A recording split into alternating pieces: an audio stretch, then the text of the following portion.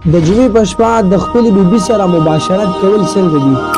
آیا فضیلت حدیثو کې شته چې سړی بیبي سره د جمعې په شپه ملاویږي؟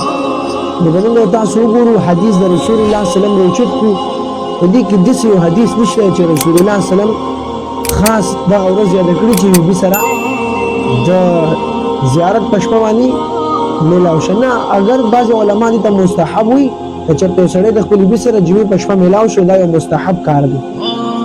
او که ملاو نشو نو دې کې دا ضروري نه ده حدیث کې راغلي چې خامخا به ته خپل بیبي سره ملاویږي.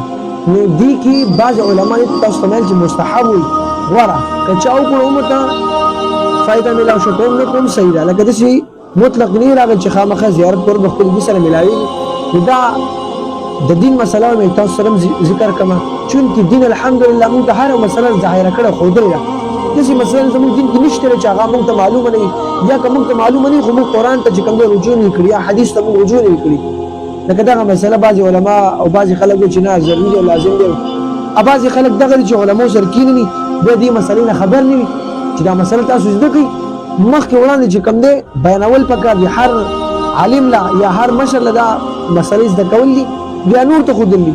ځکه قرآن کې الله وایي که نه چې زه د یو شي مثال ذکر کوم بیا حیا نه کوم. قرآن کې هم راځي، حدیث کې هم راځي ان الله لا یستحیی من الحق. نو دې باره کې څه داسې صراحتا حدیث نشته دی چې رسول الله صلی الله علیه وسلم فرمایي چې تاسو په دغه شپه باندې کوروالی وکړئ. نه، نه دي ویلي. البته علما ورته مستحب وي، چونکې حدیث کې راځي چې د جمعې په ورځ غسل کول د جنابت یو ذکر راغلی تاسو د جمعې په ورځ غسل وکړئ. علما وایي که تاسو بیبي سره ملاو شوئ د جمعې په شپه سهار وکړئ نو فضیلت یې زیات دی. دغه وجه راغلی ده. نور په دې کې څه حدیث د رسول الله صلی الله علیه وسلم نشته دی. الله رب العزت دې موږ او تاسو په قرآن او حدیث باندې پوه کړي.